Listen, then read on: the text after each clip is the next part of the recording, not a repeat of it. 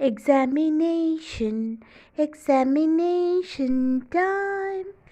Good morning बच्चों।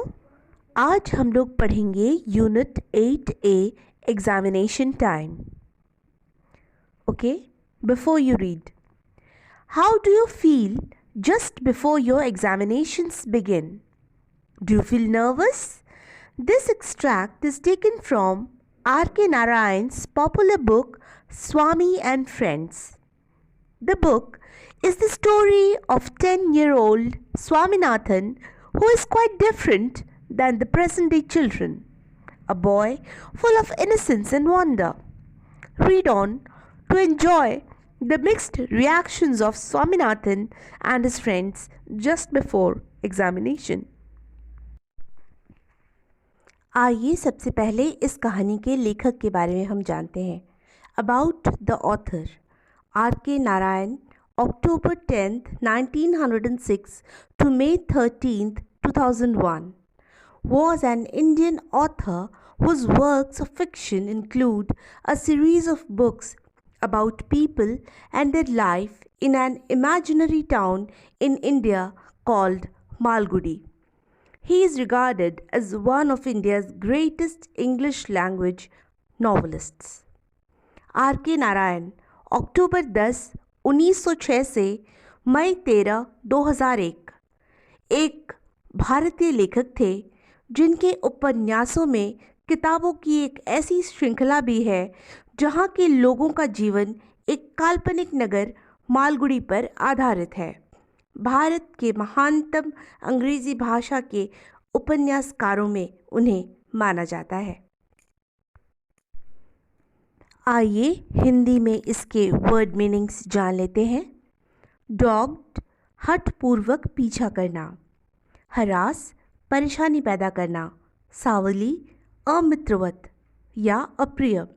Overwhelmed, घबराया हुआ या अभिभूत। ओमनीसिएंट, सर्वज्ञाता। नेस्लिंग, यहाँ करीब बैठना या लेटना। डिप्लोमेसी, कूटनीति। प्लांटेन्स, केला। फंसी, आसानी से संतुष्ट न होना। चैटिंग, गपशप करना। वॉन्डरिंग, भटकने वाला। अपॉर्चुनिटी, अवसर। एमिएबल, मित्रतापूर्ण व्यवहार। जुडिशियस, उचित। डाइवल्जिंग, खुलासा। इन्फर्ड, अनुमानित। परिचय। परीक्षा के शुरू होने से पहले आप कैसा महसूस करते हैं? यह उद्धरण R.K. नारायण की बहुचर्चित पुस्तक स्वामी और उसके दोस्त से ली गई है। यह पुस्तक एक 10 वर्षीय बालक स्वामीनाथन की कहानी है जो कि अपने समकालिक बच्चों से बहुत भिन्न है। वह एक ऐसा बालक है जो अत्यंत भोला है और विस्मय से भरा है। यह कहानी पढ़ें और स्वामीनाथन और उसके दोस्तों की परीक्षा से तुरंत पहले की मिश्रित प्रतिक्रियाएं जानकर आनंद उठाएं। Okay, let's begin. In April, just 2 weeks before the examinations, Swaminathan realized that his father was changing for the worse. He was becoming fussy and difficult. He seemed all of a sudden to have made up his mind to harass his son. If the latter was seen chatting with his granny, he was told sourly, "Remember, boy, there is an examination. Your granny can wait, not your examination." If he was seen wandering behind his mother, he was hunted down and sent to his desk. If his voice was heard anywhere after the taluk office gong had struck 9, a command would come from his father's room. "Swami, why haven't you gone to bed yet? You must get up early and study a bit." One day he asked his dad, "Why are you so nervous about my examinations?"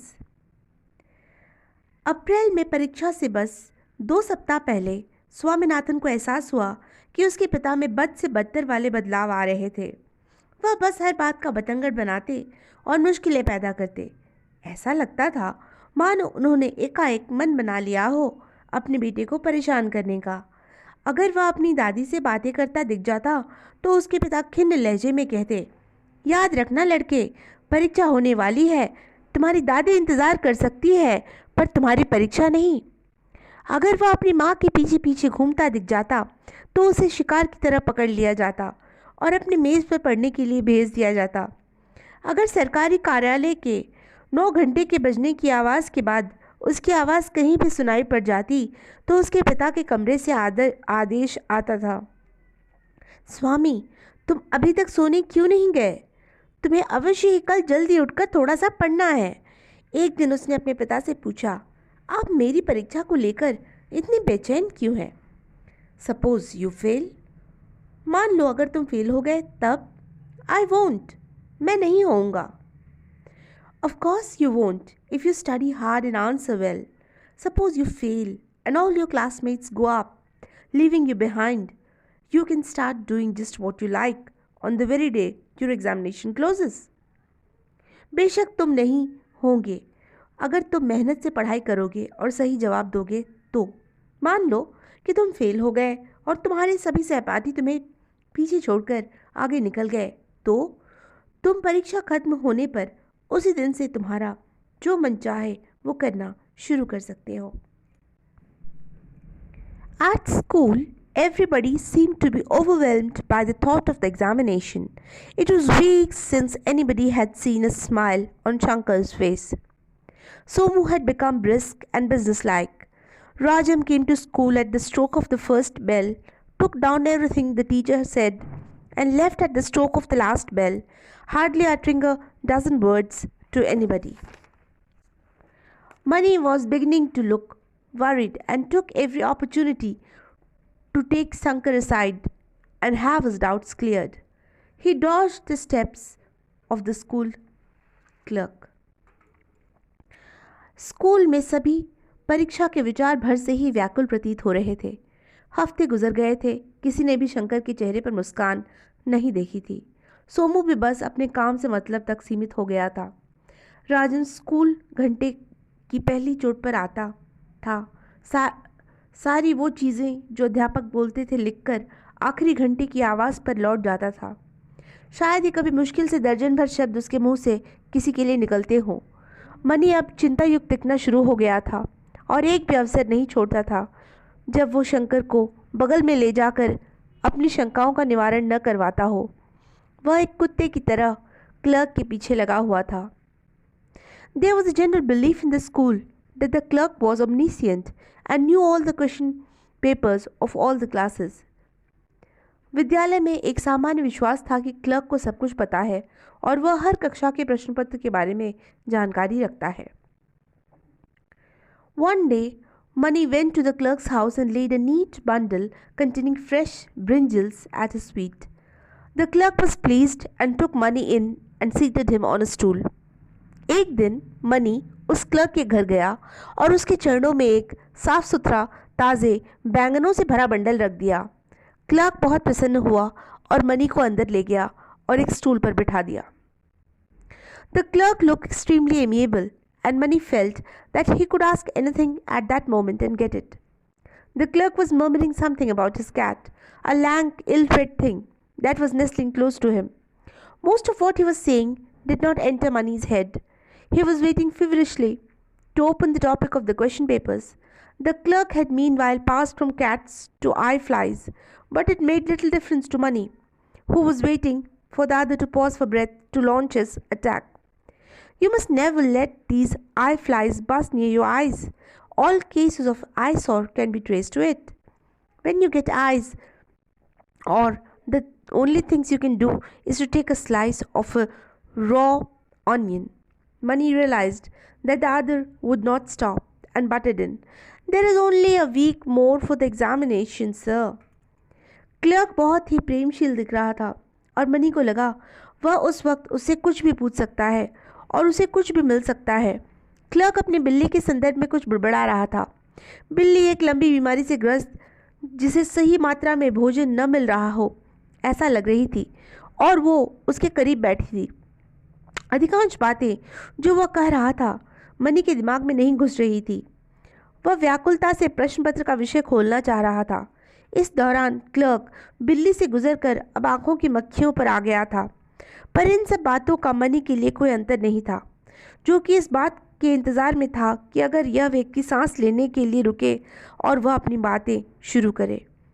तुम्हें कभी भी इन आँखों की मक्खियों को अपनी आँखों के करीब नहीं आने देना चाहिए। आँखों की सारी बीमारियों की जड़ यही होती है। जब तुम्हें आँख आए तब एक ही चीज़ तुम कर सकते हो, और वो है कच्चे प्याज के टुकड़े को लेकर।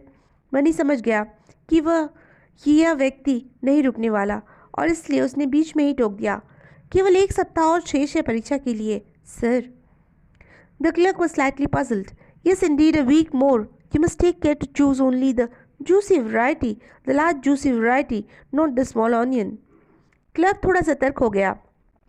हाँ, वास्तव में 1 सप्ताह और। तुम यह एहतियात ज़रूर रखना कि तुम वही चुनो जिसमें रस ज़्यादा हो, ना कि छोटे प्याज। Sir, Money interrupted, ignoring the juicy variety. I am much worried about my examinations. He tried to look pathetic. Sir, money ने रसदार प्याज़ों की ओर ध्यान न देते हुए बीच में टोका, मैं अपनी परीक्षाओं को लेकर काफ़ी परेशान हूँ। उसने अपने को दयनीय अवस्था में दिखाने की कोशिश की। I am glad if you read well you will pass, said the clerk. मुझे प्रसन्नता है, अगर तुम अच्छे से पढ़ोगे तुम पास हो जाओगे, क्लर्क ने कहा. बाच्चागिला तोरानी ई कहानीटी मुझे पाले तो. ये था कहानी का भाग 1. বাচ্চারা তোমরা গল্পটা বুঝতে পারলে তো? এটা ছিল পার্ট 1. इसके साथ ही थैंक यू, जय हिंद.